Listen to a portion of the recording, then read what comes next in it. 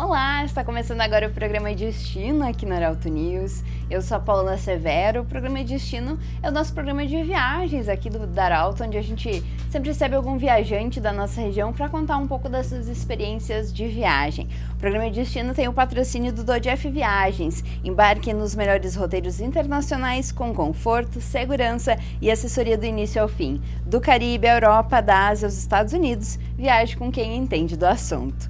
No programa de hoje vamos receber, então, um aventureiro, eu diria, daqui da nossa região, natural de Santa Cruz, hoje morador de Rio Pardo, Miguel Pedro Laves. Miguel, seja bem-vindo, prazer te receber. Isso, obrigado. Agradeço ter aceito o convite, contar um pouco aí da tua aventura pra gente, e queria começar te perguntando de onde surge essa veia aventureira, né?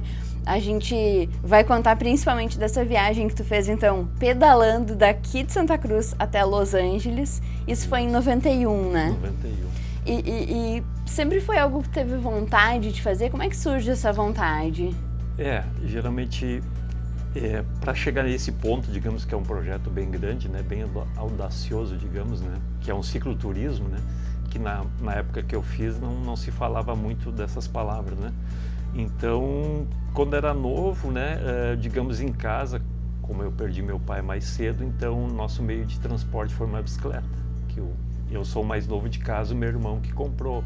Então, a partir dali a gente aprendeu a pedalar, queria conhecer, usava ela como meio de transporte, né?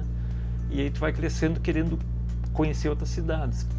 E eu não me recordo bem, mas provavelmente uma das primeiras cidades foi vir para Veracruz. Né? Então já era uma conquista ir para uma outra cidade pedalando, né?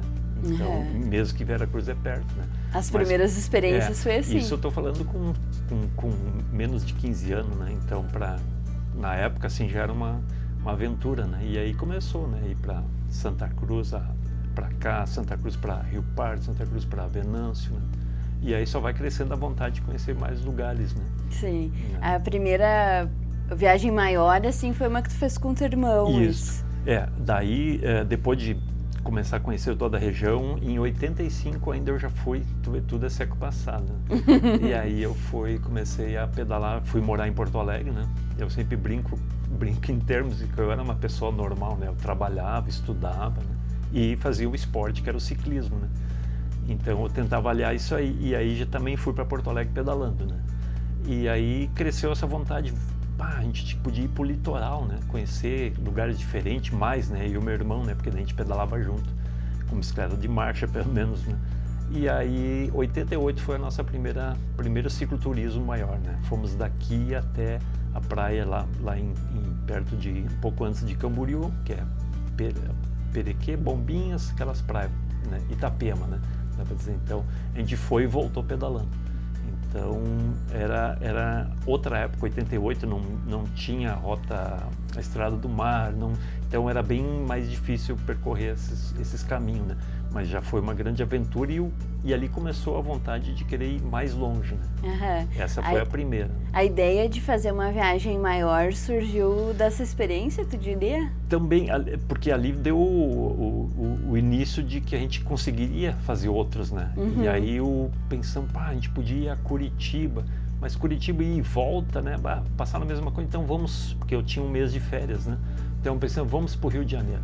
89 fomos para o Rio de Janeiro e olha, te imagina nós chegando pedalando na Avenida Brasil, chegando no Rio de Janeiro, assim, aquele trânsito que na época não era tanto, mas para nós como ciclista era bem desafiador, né? Sim. Então foi a nossa segunda viagem, né? E nisso a gente já também começou a competir, né? Por uma equipe que a gente estava competindo ciclismo, né? E aí a gente pensou, conhecemos outros ciclistas. E ele já tinha ido para Bariloche em 88. Ele disse, cara, nós temos que pedalar pelo Uruguai, Argentina. E ele disse, vamos para as cordilheiras, vamos para o Chile. Eu disse, nossa, aquilo era um desafio. Eu pensei, caracas, né? E a gente fez então, vamos fazer de Tramandaí a Vinha del Mar. Né? Fazer esse desafio, né? do Atlântico ao Pacífico. E a gente conseguiu fazer, eu, meu irmão e esse amigo, Miguel Sanches, professor de geografia, Então é o pessoal que gosta também dos mapas que eu brinco, né? Sim. E quando tu teve essa primeira ideia, né, da coisa de ir até Los Angeles, como é que foi esse início de organização, digamos? Sim, é que depois disso aí, depois de ir pro Chile, subir cordilheira, daí, bom, agora tu se sente assim mais apto a ir mais longe, né? E aí eu estava naquela transição, que eu fazia engenharia na PUC em Porto Alegre, mas aí eu perdi meus financiamentos por isso que eu fazia 3 coisas, né? Eu trabalhava, estudava e competia. E não fluía bem as coisas, daí eu perdi meus financiamentos, que é tipo FIES na época, e aí eu tive que optar, né? Eu não tinha mais condições de estudar, aí eu pensei, eu vou partir para o mais profissional do ciclismo, buscar um reconhecimento, né? Fazer uma coisa mais dentro dessa área. E aí na parte de competição, digamos que eu não era bom nisso, né? O meu negócio era cicloturismo, e aí então que eu resolvi fazer um projeto e ir para os Estados Unidos. Se eu fosse fazer um projeto para ir para a Europa, ia depender de navio ou avião. Então, para os Estados Unidos tem muito mais terra. Eu tenho um irmão que mora em Roraima. E aí, no final de 90, eu comecei a elaborar o projeto, né? Para buscar viabilizar esse projeto para ir para os Estados Unidos pedalando, né? E aí, sim, aí é uma saga, né? Porque, digamos, tu tem que... Na época não tinha, acho que nem e-mail não tinha, 91 não tinha. Não tinha nem celular, nada. Então, a busca para saber esses roteiros por onde é que eu ia passar foi bem difícil. E aí, a gente não tinha literatura, tu vai achar um livro sobre cicloturismo ou que alguém pedalou pela América Central, né? Não tinha. Então, referência nenhuma, assim. Não. E aí começou aquela busca, patrocínio, eu acho que levei mais ou menos, digamos assim, meio ano para tentar viabilizar isso, né? E como é que foi a questão de financiamento e tal? Tu conseguiu um patrocínio principal, assim? Sim. Era uma transportadora, que hoje não tem mais, o Expresso Mercúrio, né?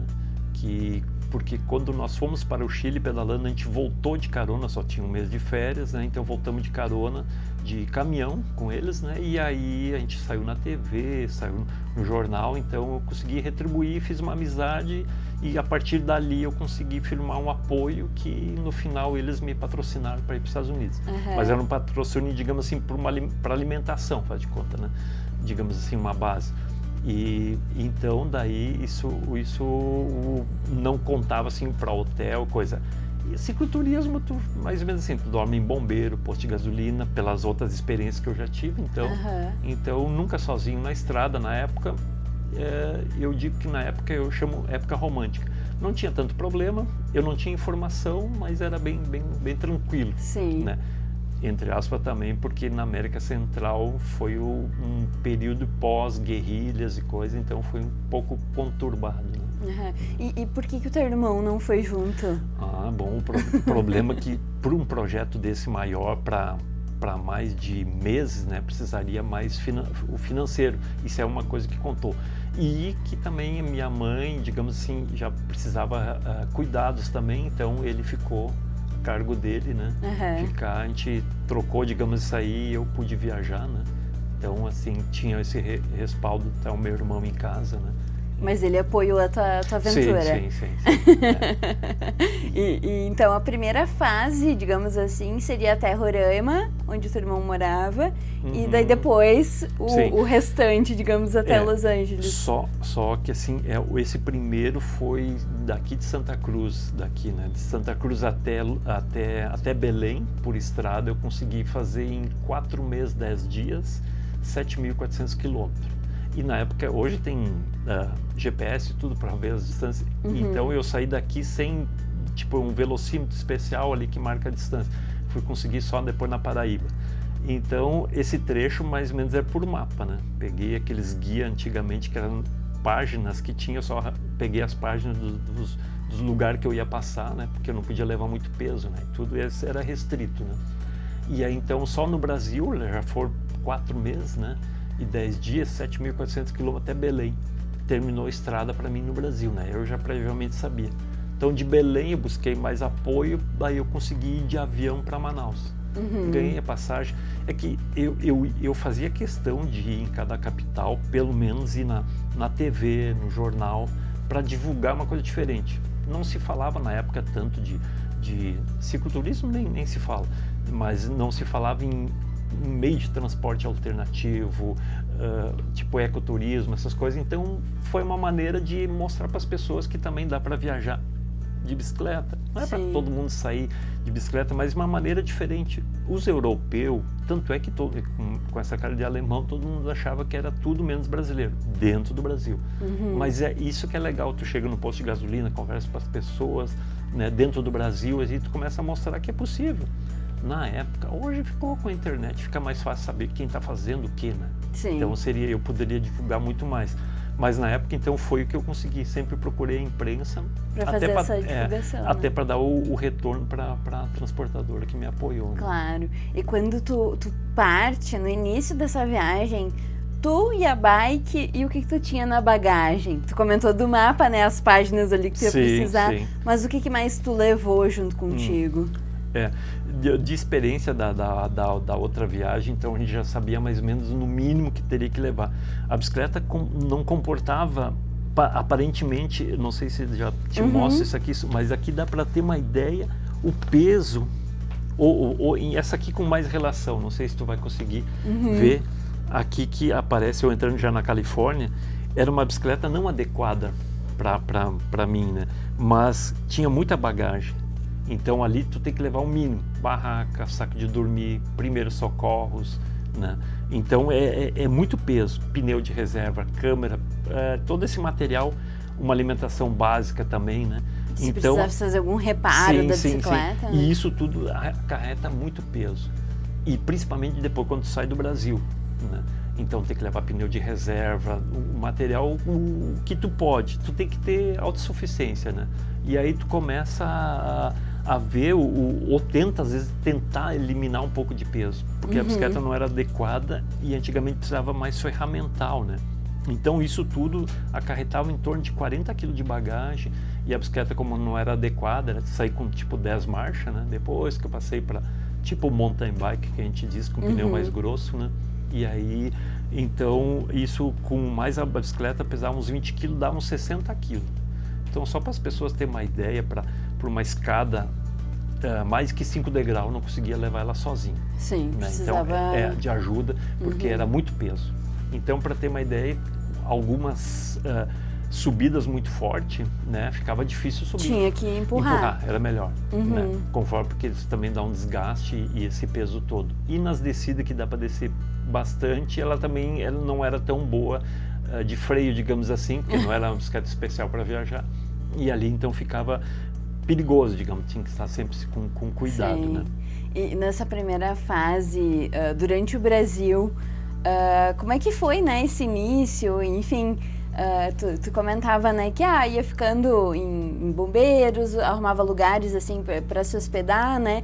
E as pessoas acolhiam, assim, ajudavam. Quando tu ia na imprensa divulgar, né, a tua história, apareciam pessoas também que se ofereciam para auxiliar também. Sim. Por isso que era bom a imprensa, principalmente, para poder o pessoal ver que eu estava fazendo, né? Então, às vezes, os caras já tinham visto na TV alguma coisa, um ciclista, né? E aí ficava muito mais fácil de chegar nos lugares e receber esses apoios. Mas o interessante, sabe o que é? É que a bicicleta, não sei se aquele dia eu falando assim, que quando tu chega com uma bicicleta cheia de bagagem, é uma coisa diferente, porque representa que tu está viajando, então isso vai mostrar interesse das pessoas também, aí fica mais fácil. Então a bicicleta carregada é o teu passaporte em qualquer lugar. Sim. Então tu consegue chegar em lugares assim que tu nem imagina que as pessoas vão te receber.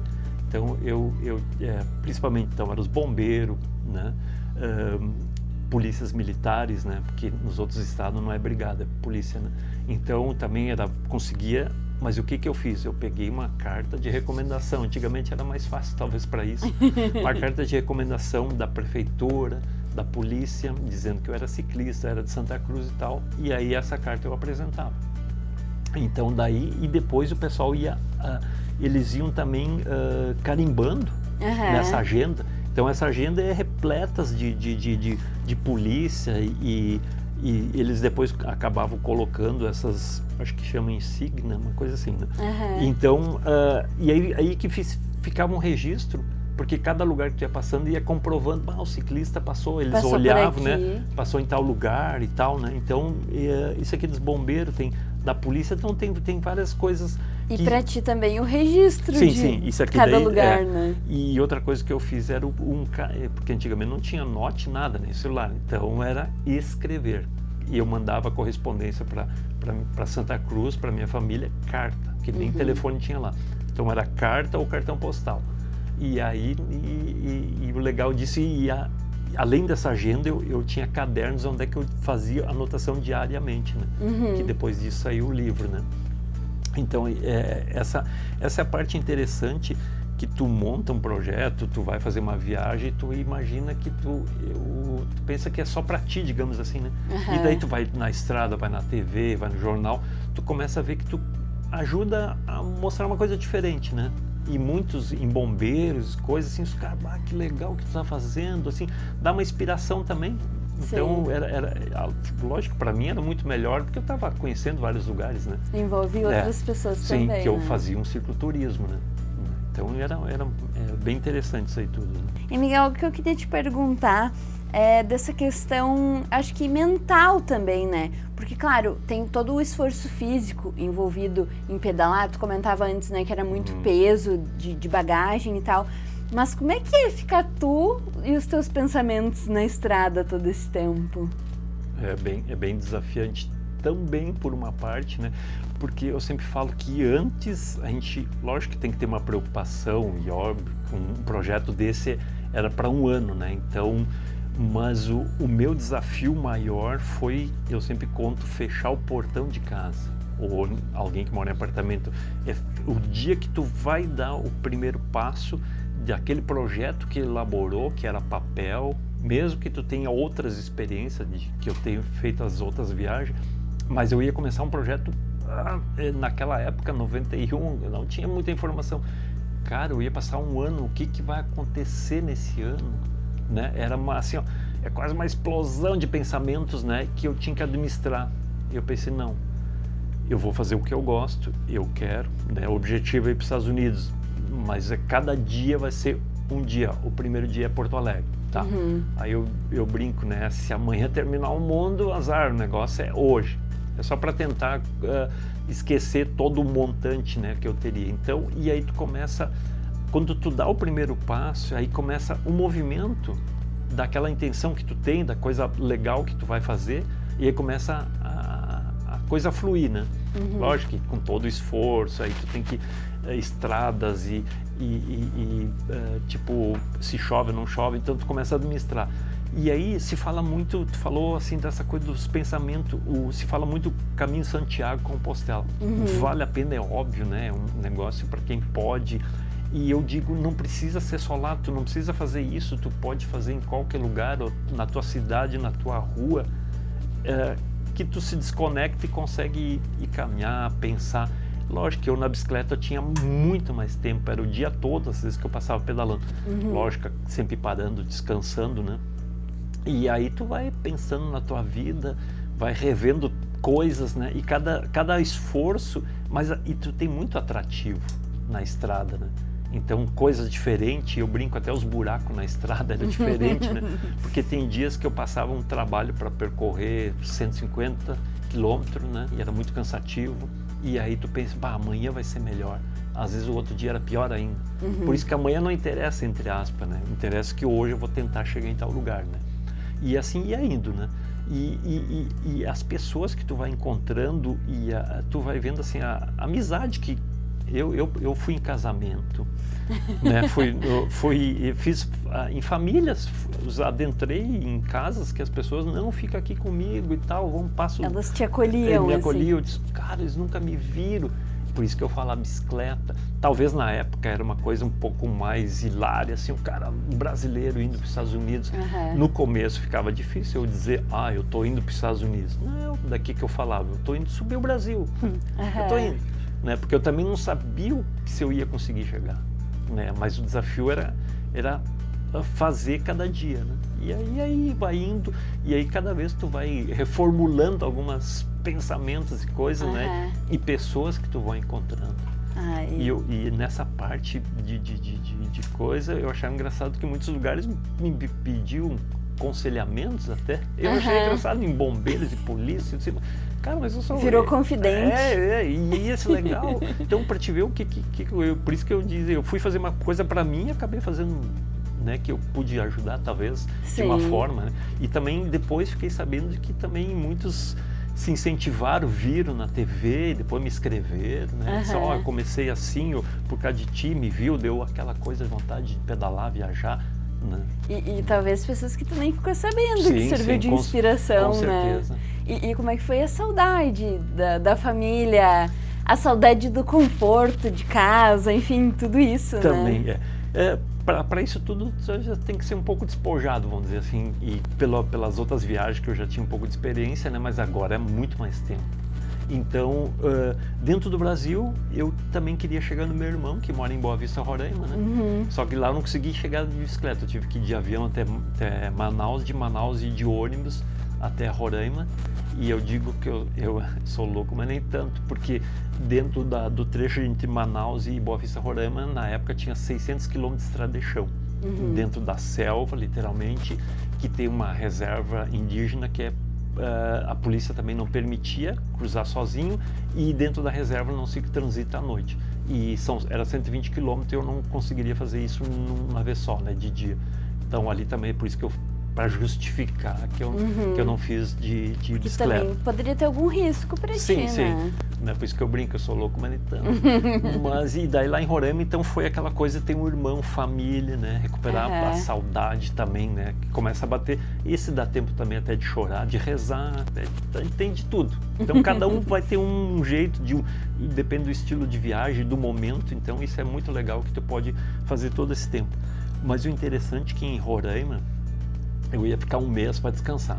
Então o projeto era para um ano, e aí foi o primeiro problema, digamos, que deu para entrar para Venezuela, que eu não pude, porque deu problema diplomático entre o Brasil e Venezuela, deu 2 incidentes lá, então eu acabei ficando 2 meses e meio em Roraima.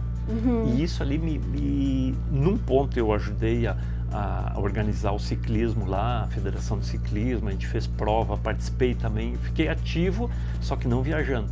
Então eu perdi um pouco o ritmo e eu fui entrar por um país que teve problema com o Brasil. Só que era um problema diplomático, não era problema de povo para o povo comigo. Sim. Então era muito legal que as pessoas sempre me acolheram, não interessa o governo, entre aspas, que tem, interessa as pessoas sempre são receptivas, e a bicicleta faz isso, né? Então, assim, em Roraima, eu passei... Quando eu entrei para a Venezuela, em março de 92, já em 92, né? E aí eu comecei só na Venezuela foram 40 dias, né? E foi, lógico, talvez o país era um pouco diferente, né? Mas o povo sempre é legal, né? E hoje eu falo isso porque se fala um pouco preocupável pelos países que eu ia passar, América Central, problemas, mas vendo outros ciclistas hoje que passando por esses países, consegue passar também um pouco mais cuidado, e o pessoal sempre recebe. A bicicleta continua sendo bem vista, digamos, e hoje se viaja muito mais, o pessoal viaja de Kombi, você sabe bem, tem muitos relatos assim, então que bom que as pessoas descobriram que dá para fazer isso também. E hoje se vive disso também. E essa segunda fase, digamos assim, de América Latina, foi passando por quais países depois da Venezuela? Venezuela foi Colômbia, e da Colômbia, pouca informação de novo, eu acabei indo em 3 cidades ali do Caribe que tem portos, né? Eu precisava ir para o Panamá, que tem um problema do sul, que é o Passo de Darién, uma floresta e tal, todo mundo sempre comenta que não tem estrada, né? Hoje está um pouco mais perigoso, digamos assim, mas eu já sabia disso, então eu teria que pegar um navio. Só que eu não sabia que tinha um outro lugar que se pega veleiros, que no meu caso teria que pegar um veleiro para ir para o Panamá. E aí eu tentei em Santa Marta, Barranquilla e Cartagena, são cidades importantes, portuárias, grandes, e eu não consegui carona de navio mercante, isso não tem como, né? Aí tive que ir de avião, né? Aí eu tive que pagar do meu bolso, e eu brinco que na época que eu viajava, o custo de um almoço era em torno de um PF, né? Em torno de $1,50 a 2. e eu paguei $110 de passagem. Isso custou 55 almoços. Então eu tinha que calcular. E aí o que eu fazia? Às vezes eu tinha que pedir almoço e tal, e ficava mais fácil, né? Porque tu tá viajando de bicicleta e tal. E aí entrar para América Central, que na época, cara, o que é América Central? Como é que é lá? Sabe que são países mais estreitos, pequenos. E a gente tem menos referência aqui no Brasil, Sim, eu muito. acho também, Não é né? mais América do Sul, né? Digamos assim. Então não é mais o nosso parte, digamos assim, nossos vizinhos, né? E aí começou aquela tensão que eu ia chegar nos países que estavam com problema. Então, Panamá não tinha ainda, Costa Rica nem pensar, né? Que não tinha problema, nem pensar não, no caso não tinha. E aí quando eu fui entrar para Nicarágua, aí eu vi uma diferença, porque a Costa Rica tinha uma estrutura muito boa, e aí entrei para um país que estava com problema de guerrilha, pós-guerrilha, que era uma pobreza, meio destruídos, o lugar assim, foi um choque muito grande. Eu fiquei bem pouco temeroso no começo. De novo, as pessoas sempre te recebem bem. Então, aquelas coisas ali, para mim, no caso, dentro do Brasil, na América Central, América Latina, quanto mais simples, mais receptivo. Cidades maiores, pessoas muito ocupadas, digamos assim, daí não consegue te dar tanta atenção, só para ter uma relação da coisa. E cidade grande sempre é um pouco mais difícil se locomover de bicicleta, né? Na época, sem GPS, sem nada. Sim, então por causa do tráfego também. Era muita coisa. Então, na América Central, Costa Rica não, desculpe, Nicarágua, El Salvador, Honduras não deu problema, foi o país com mais curto que eu passei, 180 quilômetros eu cruzei o país, porque antigamente só tinha a Pan-Americana pelo Pacífico, né? E depois Guatemala e México, mas até na Guatemala ali eu vi o exército em manobra. Depois, como eu passei numa estrada que não envolvia montanhas, digamos assim, que o problema dos conflitos deles lá ficava mais nas montanhas, né, digamos, né? Então, era onde estavam os guerrilheiros. Isso, que se escondia aquelas coisas. Depois, lendo melhor, eu fiquei sabendo assim que na Guatemala eu até passei ileso, mas eu só vi o exército na estrada. Mas era um período meio tumultuado. Sim, com assim. certeza. Então tu fica meio tenso, né? Então tu fica meio na retaguarda. Mas, tipo, em El Salvador, eu estava descendo uma serra lá, daqui a pouco era para ter uma ponte, e explodir a ponte, né? Um tempo antes, digamos um mês antes, eu não sei quanto tempo. E aí, a sorte que tinha placa ali, né? Digamos, tinha desvio, mas daí eu sentia aquela coisa, pai, cadê a ponte? Daí a sorte estava sinalizado, né? E aí tinha lá embaixo uma ponte provisória, guarnecida pelo exército e tal. Tu fica assim, né? Tu vê um pouco aquela tensão. Sim. E nos prédios, marcas de tiro, aquelas coisas em alguns lugares, né? Então tu fica aí, e eu passava nas embaixadas do Brasil, né? Até para informar que eu estava cruzando lá, e aí tu fica conversando com o pessoal e sabendo o que tinha acontecido, digamos, né? E nessas embaixadas que tinha, tipo, eles chamam o SEB, Centro de Estudos Brasileiros, lá tem uma escola de português para o pessoal que quer aprender. Acho que deve ter isso ainda. E aí eles aproveitavam que eu estava viajando e a gente reunia as turmas e podia falar Conversar. Sim, isso era muito legal, né? De mostrar um brasileiro que estava chegando lá, pedalando, cruzando, falar para o pessoal do seu país, né? Sim, isso que tu comentava, enfim, que tinha momentos assim de agitação política em alguns países, mas no geral, assim, de todo o caminho, Miguel, teve algum momento em que tu teve alguma situação assim, que tu se sentiu seguro, ou se sentiu ameaçado, tipo, sofreu algum furto, alguma coisa assim? O furto depois deixamos para depois, mas que foi lá justamente nos Estados Unidos. Mas antes não, eu tentava não chegar de noite nas capitais, né? Aí eu brinco muito menos sexta-feira, que é o movimento. E foi quando eu entrei em Recife. Eu entrei justamente na sexta-feira, à tardinha, e começou ainda a chover, disse, pá, piorou tudo. E aí passa canal, passa ponte, não sei, para chegar nos bombeiros foi bem difícil, né? Mas essa coisa assim se sente um pouco inseguro, mas tu vai te acostumando também. Nunca dormi sozinho, né? Então para mim era melhor dormir bombeiro e quando eu dormia em posto de gasolina, geralmente assim, por que dormir em posto de gasolina? Para não entrar, às vezes, por uma cidade ficava 10 quilômetros ou 15 da estrada principal.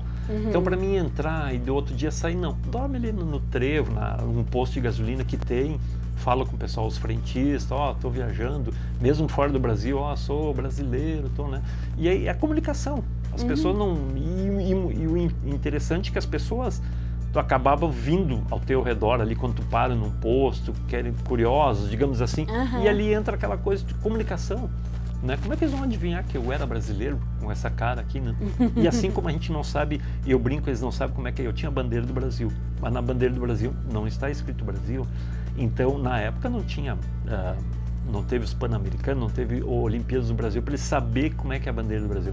A informação era pouca, assim como eu brinco, a gente não sabe a bandeira da Nicarágua, Honduras. Hoje, lógico, tu clica ali, tu vai ficar sabendo.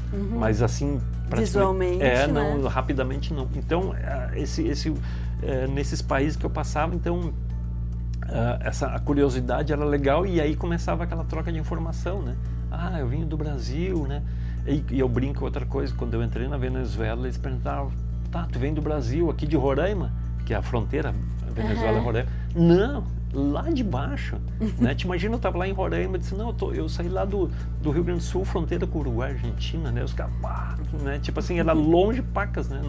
Não era ali logo na fronteira. E assim, e isso vai indo, né? Depois toda a América Central, consegui passar ileso, né? Não tive problema nenhum. E aí que depois aí fui me preparar para entrar para o México. E o México é grande, né? Ali, e um pouco antes eu tive uns problemas de fronteira com os vistos, porque na época não tinha informação, o Brasil não tinha tanto intercâmbio com esses países da América Central, né? E daí teve um lugar que, tipo a Nicarágua, queriam me dar 48 horas para cruzar o país, porque é uma regra de trânsito ou para turista, porque passa muito caminhão atravessando toda a América Central. E eu era um pseudo veículo, uma bicicleta. Sim, aí mas queriam, não conseguiria cruzar. Sim, 48 horas, mas a regra tal. Daí eu tive que ir na embaixada, me deram mais 5 dias, então passei meio correndo na Nicarágua. Mas nessa ali era tipo 300 quilômetros, 500 quilômetros eu cruzava o país. Eram pequenos, né? Daí quando eu fui entrar para o México, sim, daí ali foi 2 meses de viagem, foi quase 6 mil quilômetros, aí foi um desafio bem maior. Mas em compensação, os mexicanos, assim, cara, foi um dos países que me tratou muito bem. Sendo que eu era brasileiro, é que tem uma rivalidade entre os Estados Unidos e México, então como nós, América Latina é México para baixo, então eu era um latino e eles me tratavam melhor ainda. Quando eu fui sair do país para entrar para os Estados Unidos, os caras, não vão te deixar tudo. Arrecadaram dinheiro e coisas assim, então... Tudo para ajudar. O México foi muito bom para mim. Como é que foi essa transição, assim, sair do México e chegar, porque Los Angeles é a selva de pedra, né? Sim. E até ainda falando dessa saída, quando me deram o visto para o México, eles queriam dar 1 mês só. Eu disse, mas eu não vou conseguir fazer em 1 mês toda essa quilometragem, né? E aí me deram 2 meses. E aí eu caprichei para chegar lá, para cumprir o dia, eu deixei para expirar no dia para sair, né? Digamos assim. E para aproveitar ao máximo, que nem os mexicanos me trataram muito bem, passei 2 semanas na Cidade do México, subia 3.500, tinha essas coisas de altitude também, que foi um desafio bem grande para chegar na Cidade do México. Eu vim pelo Veracruz, que é o nome da cidade, que é o estado, e a cidade portuária do Golfo do México. Ali também eu conheci uns outros brasileiros. Daí quando eu fui para a cidade do México, aí cada dia eu fui subindo a 1.200, 2 e pouco. Eu já nem sabia a diferença de altitude, porque vai cansando, vai devagar, né? Então foi um desafio passar pela Cidade do México. E depois eu comecei a contar esse tempo que eu tinha do visto, né? E aí quando eu fui sair na fronteira, eles não queriam carimbar. Não, para sair aqui, coisa meio latino, assim, não, é só sair. Eu disse, não, peraí, cara, eu tenho que carimbar o passaporte, né? Mas no mesmo tempo tinha toda aquela ansiedade e como é que eu vou entrar nos Estados Unidos, sendo que eu já tinha o visto. Isso é outra parte também do visto, não de conseguir em termos, mas de que possivelmente, isso é uma coisa que tinha falado também, algum perigo, possivelmente poderiam roubar meu passaporte, porque antigamente não tinha essa coisa, era tirava a foto e botava outro, digamos assim, né? Conseguiu, né? Então eu tinha muito medo que eu já tinha o visto e eles pudessem me levar esse passaporte. Né? Só que a bicicleta é vulnerável, né? Tu tá, né? E aí entra a outra parte financeira que eu não tinha cartão internacional, era travel check, que tinha que botar dentro das bolsas, né? Então, entre aspas, tu ficava meio temeroso. Depois tu vai entrando no ritmo, né? Então eu consegui cumprir o México. E aí, agora entrar nos Estados Unidos, né? Será que vão deixar entrar? Como é que vai ser? Quantos dias, se é que vão deixar? Quanto precisa de dinheiro? Toda aquela coisa que eu não tinha informação de pesquisar. Hoje tu pesquisa aqui, não tinha nada. Aí cheguei na fronteira com Nogales. Eu podia escolher outras fronteiras, que é mais lá para o Pacífico, direto no estado da Califórnia, mas era mais problemática na época, então, perto de San Diego. Aí eu fui por Nogales, que é a mesma cidade que já me deu um choque, Nogales mexicana e Nogales do Arizona, com um muro e cercas, né? Aquilo foi meio constrangedor. Mas né? é a mesma cidade. Sim, a mesma cidade. E aí quando eu fui entrar de bicicleta lá, né, passei tudo, daí expliquei pro guarda lá, olha, né, ele falava espanhol, né, eu meio mal no inglês. E aí eu falei, não, tô vindo do Brasil de bicicleta, o cara se apavorou também, né, digamos assim, e ele se carimbou, tu pode ficar meio ano aí. Eu disse, beleza. Não perguntou quanto dinheiro precisava, então. E ainda eu pensei, eu precisava mais informação para passar para o setor de vistoria. Toda a fronteira é aquela coisa, né, eu já sabia. O policial, a única coisa que ele perguntou, Miguel, tu já tá sabendo das fronteiras, não pode levar laticínio, essas coisas, né? E aí eu já sabia, a fronteira que podia ser a mais problemática não mexeu, tiramos foto ainda, eu, policial, e o policial era ciclista. Daí então foi a primeira recepção ótima, todo aquele meu temor. Teve um aspecto de sorte também, né? Mas e, de novo a bicicleta, né? E aí abre porta, abre fronteira porque tu não vai, sei lá, chegar e causar problemas sendo ciclista, né? Todo esse tempo ali de esforço, né? E depois tinha coisa das embaixadas e tal, né? Mas o legal foi essa daí. O policial ainda mandou um amigo dele me buscar na estrada para mim não seguir, que já era deserto, Arizona. E aí eu comecei a sentir, porque quando eu pensei, agora eu tô no primeiro mundo, agora tudo vai ser bom. Sol forte, calor, vento contra, então, e às vezes não era proibido andar em estradas oficiais, em freeway, tinha que andar em estradas secundárias que não tinha acostamento. Então, assim, foi bem desafiante, porque eu pensei, não, primeiro nós estávamos no terceiro mundo, até o México, e agora no primeiro mundo tudo é bom. Não é bem assim também, né? E eu, brincando assim, mas o sol e coisa, né?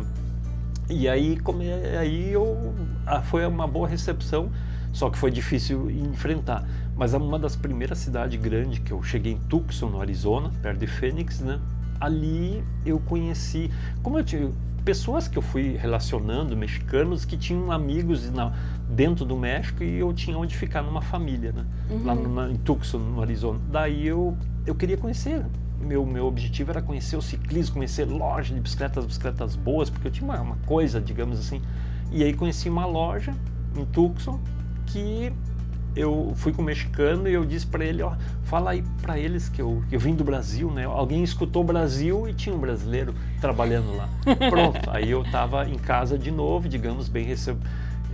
E ele já tinha morado em Los Angeles, para onde eu estava indo. Ele disse, olha, Miguel, Los Angeles é grande, aquela coisa. Se tu quer, tu volta aqui, tem uma associação de ciclismo, tu vai poder participar, né? Competir também. Isso, e tu pode ajudar aqui na loja. Então, é tudo que eu queria. Então, eu continuei a minha viagem para terminar o projeto, ir até Los Angeles, né? Que foi um grande desafio. Te imagina atravessar o Arizona, entrar na Califórnia, peguei 45 graus, não podia pedalar, tipo, do meio-dia a 1h até às 5 não dava a pedalar, impossível, derretia. Aí eu comecei a pedalar de madrugada, né? Então, assim, mudou a coisa, né? Até chegar no Pacífico, lá em San Diego, e aí te imagina aquela coisa, agora eu vou para Los Angeles, mas cara, como é que eu vou enfrentar isso aqui em São Paulo, né? E aí eu consegui um mapa da cidade, isso, acho que em San Diego eu consegui um mapa que tinha ciclovias. E o mais incrível, entre San Diego e Los Angeles tinha um campo militar que na freeway era proibido andar de bicicleta, né? Então, dentro desse campo tinha uma ciclovia que era permitido passar a bicicleta. Aí eu, tinha, lógico, um horário X, então começou essa parte do ciclismo começou a fluir, né? Então, assim, ficou bem legal e adentrar em Los Angeles, né? Sim, então, e de Los Angeles tem algumas lembranças também. Sim. E o incrível, daí, chegando em Los Angeles, eu fui no consulado brasileiro, né? E aí eles informaram, eu pensei, eu precisava, aqui tem uma foto de Los Angeles, né? Aqui não aparece, esse é um prédio bem conhecido. Aqui mostra a bandeira do Brasil e tal, né? É um pouco a parte mais antiga, né? Mas bem significativo por estar em Los Angeles, né? E daí eu andei falando com o consulado brasileiro para informar que eu estava vindo, né? Eu precisava algum documento, alguma coisa que comprovasse, né? E a cidade de Los Angeles me deu um certificado de boas-vindas, né? Que a cidade de Los Angeles mesmo, o nome porque era parte do México, né? El Pueblo de Nuestra Senhora la Reina de Los Angeles. Esse é o nome completo de Los Angeles. Aí me deram um certificado de boas-vindas, né? E aí tu conheceu o prefeito? Prefeito. Né? Essa foi boa, de tirar uma foto com ele. Conhecer, então, até o prefeito de Los Angeles nessa chegada. Porque assim, quando eu ganhei esse certificado de boas-vindas da prefeitura lá, né? Tipo, é do conselho, Câmara de Vereadores, né? Numa sessão deles oficial me prestou essa homenagem. E aí, quando eu estava saindo, eu pensei, geralmente faz um registro de político, ou coisa assim na agenda, né? E aí ele disse que não, brincando, ele estava numa reunião, né? Para te ver assim, a importância que deram para aquele momento, né? O prefeito estava numa reunião, mas saiu da reunião para bater uma foto comigo. Né? Eu disse, mas o cara, isso não é Santa Cruz, não sei o que, isso é Los Angeles, não é Porto Alegre, São Paulo, Los Angeles. Então, assim, foi muito interessante, né? E ele abriu as Olimpíadas de 88, uma coisa assim, eu não sei, as Olimpíadas de Los Angeles, foi Tom Bradley o nome dele, né? Então, assim, foi bem significativo, né? De receber essa homenagem, né? Então, assim, para registrar. Sim.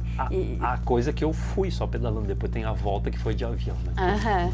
E Miguel, tu tem aqui as fotos, né? Tu foi registrando todo esse caminho e depois, mais tarde, acabou a tua história virando um livro, né? Queria que tu contasse um pouquinho, né? Brevemente, como é que foi para recuperar tudo isso, né? No livro. Sim, isso daí também tem outra aventura. Daí o meu amigo, eu brinco que eu queria um milagre para poder fazer o livro. Eu tinha meus diários, né, todos, né, foram 9 cadernos de diário.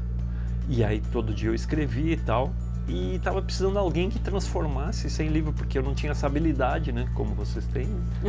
E aí eu fiquei esperando, a gente criou o Clube Santa Ciclismo, quando eu voltei de avião, né, o projeto foi de ida.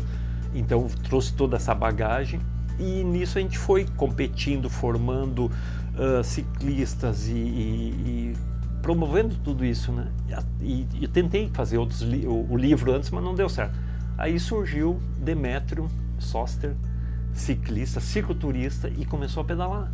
O milagre que iria aconteceu, que era uma pessoa que pedalasse, que fizesse cicloturismo e escrevesse. E aí surgiu ele, que ele não deixou passar em branco para botar isso no papel, toda essa história, né? Ele se empenhou bastante, né?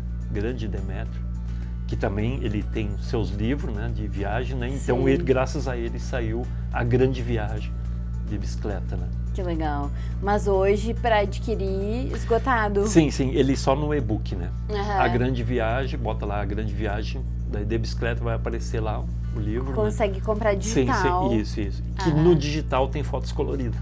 Que também é importante, no né? papel a gente não conseguiu, sabe, aquela coisa de custo, né? Mas então, o engraçado que eu brinco um pouco que eu errei também, tipo, eu sempre precisava dessa literatura antes de viajar, e quando eu fiz tudo isso aqui, eu não acabei demorando até conseguir publicar após 30 anos que saiu, graças a Deus, ao Demétrio saiu.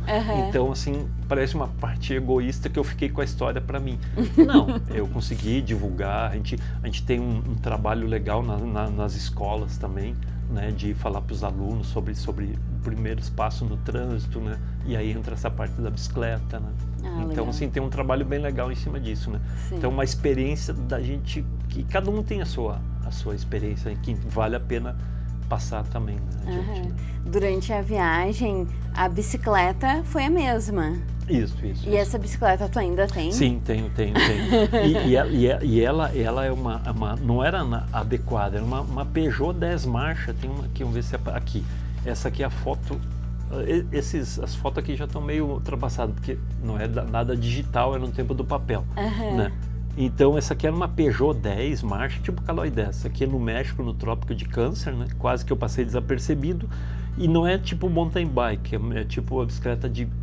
a gente chama road bike, ou bicicleta de speed, de velocidade. Hoje tem outros nomes também, tem gravel, mudou bastante, mas é bicicleta, tem 2 rodas. E essa aqui eu tive que fazer umas adaptações, foi essa mesma bicicleta, pode ver, é bastante bagagem, coisa, né? Então, assim, não era adequado, mas consegui.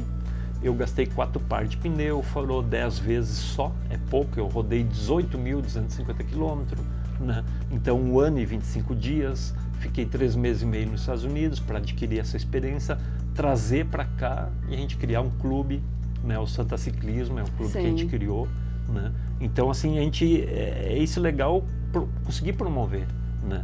Então, independente da viagem de cada um, né? E o interessante é o que vocês fazem, é divulgar, que os outros possam saber. Sim. Né? Então, e uma pergunta que eu sempre queria te fazer, Miguel, é que a viagem que tu fez, não existe qualquer agência de viagem que tu vai, eu quero comprar um pacote para ir para essa cidade.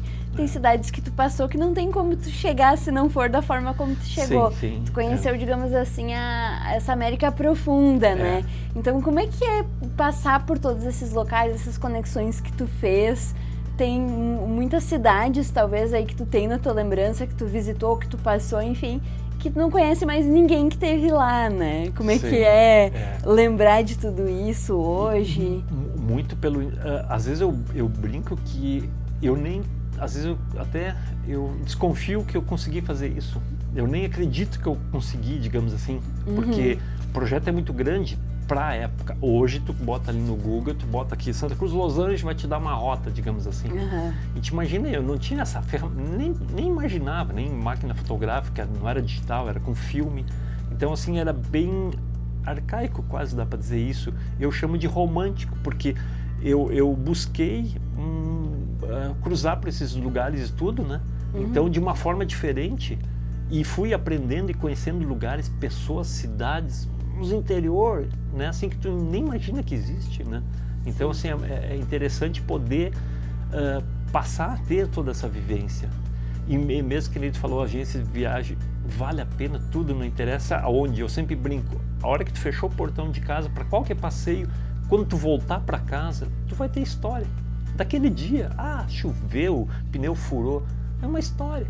Sim. O professor Eleanor Schneider falou, desde o tempo das cavernas as pessoas voltavam com uma história da caça e coisa, então sempre resultou histórias, né? Então, assim, aventuras e o teu dia a dia, né? Então, a comunicação, isso é importante, né? É verdade. É muito, muito bom isso aí tudo. Que legal. E, Miguel, tem uma pergunta que eu faço para todos os viajantes que participam do programa, que é qual o próximo destino.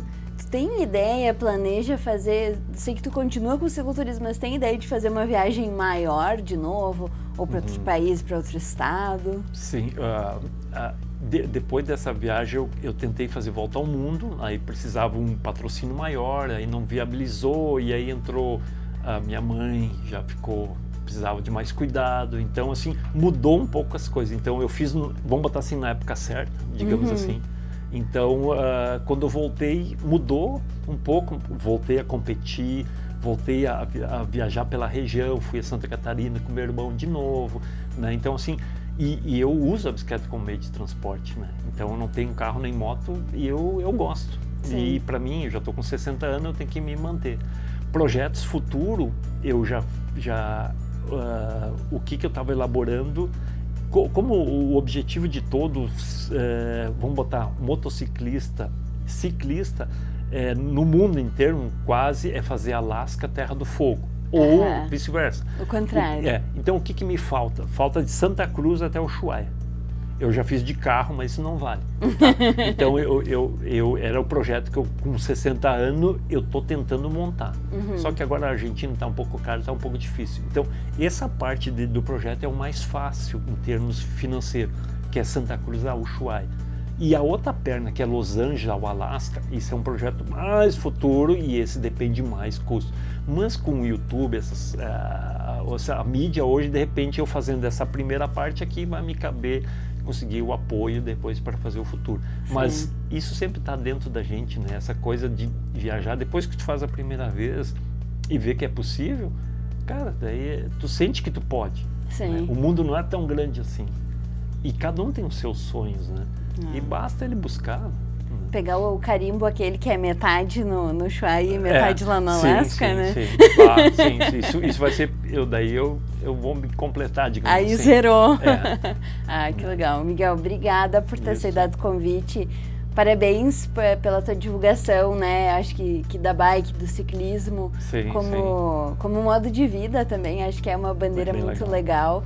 Parabéns pela coragem, né, de ter feito toda essa jornada e obrigada por ter participado aqui com a gente. Eu que agradeço e quando a gente tem uma determinação, um projeto fica mais fácil de tu enfrentar as montanhas, né? Então, mas é legal que também se dê incentivos aos esportes, todos, né? Com certeza. Que vale a pena. Verdade. A gente recebeu hoje aqui no Destino Miguel Laviche contando um pouco da sua viagem de bicicleta daqui de Santa Cruz até Los Angeles, nos Estados Unidos, uma baita aventura. E esse episódio vai se encerrando por aqui, mas daqui a pouco ele está disponível lá no Spotify do Grupo Arauto, em portalarauto.com.br, na aba podcasts, por lá você encontra todos os episódios do Destino, e também agora no YouTube, no Arauto Play, você encontra os nossos episódios em vídeo.